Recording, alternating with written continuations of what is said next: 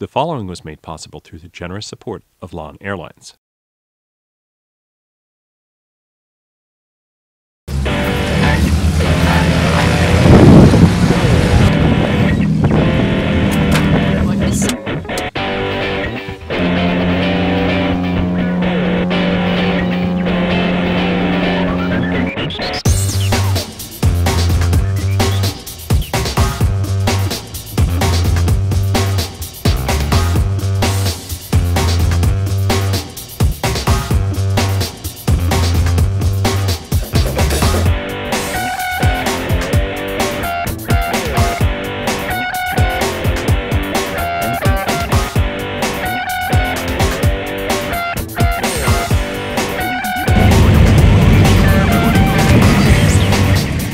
Before arriving at the Falklands, there was an ugly shipboard incident, ending in blows between Captain Kendrick and Second Officer Robert Haswell.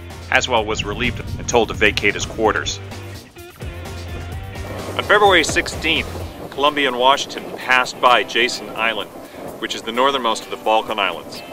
Came around and were trying to get into Port Egmont, which had been a British settlement there, but had been dismantled a few years before. They overshot the entrance there. They entered Brett's Harbor on the west side of Saunders Island. They stayed there. John Kendrick was considering wintering here, rather than going and attempting a rounding of Cape Horn during the southern winter. So Columbia and Washington came into Brett's Harbor right here. Robert Haswell went ashore with Mr. Treat and Mr. Howe. They went across, overland, just a few miles in this direction. So those other junior officers and Haswell crossed overland here to Port Egmont.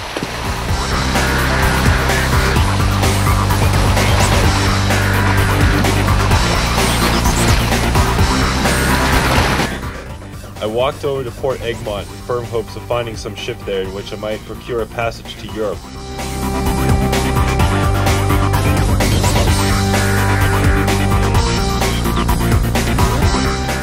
After a well-relished repast, I proposed staying all night. For the object of my search was still doubtful, for we had not examined the harbor so particularly, but that there might have been some vessels that were unobserved by any of us.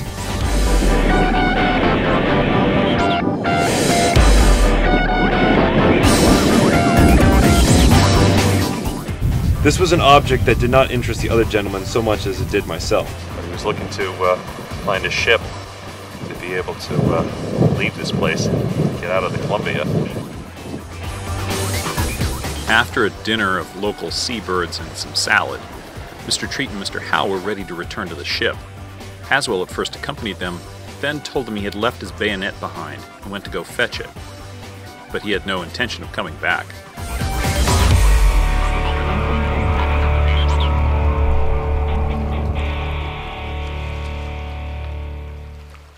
This deterred me to stay all night, so returning alone to our dining place, I searched for it a considerable time, but not finding it.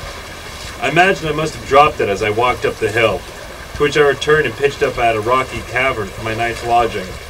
I first filled it half full dry of grass.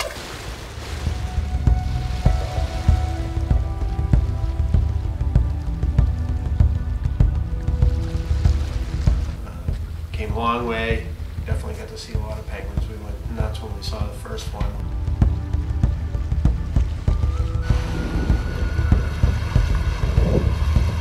Here's our first official penguin spotting.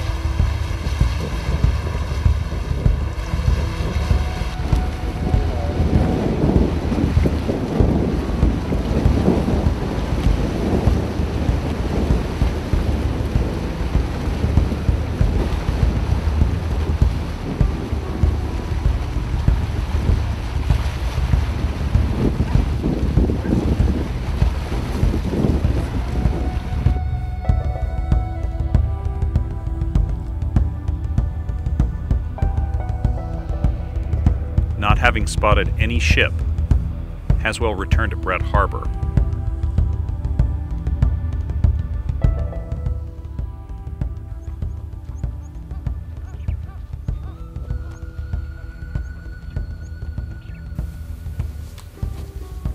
Haswell returns, he comes back overland by himself about 3 in the afternoon. He's very surprised when he gets on shore here, sights the Columbia, it sights him, fires off 3 guns. Apparently that was a signal to Kendrick and others who had gone looking Port Egmont for Robert Haswell. So the longboats come ashore, he heads back onto the Columbia.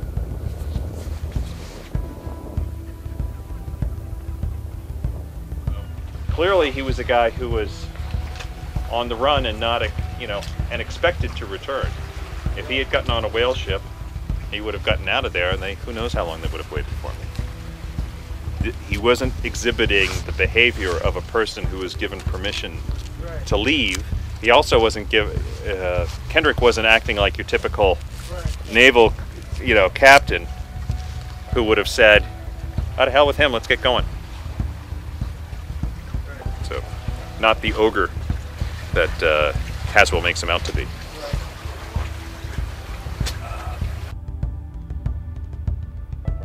Meanwhile, Kendrick's officers were eager to leave the Falklands.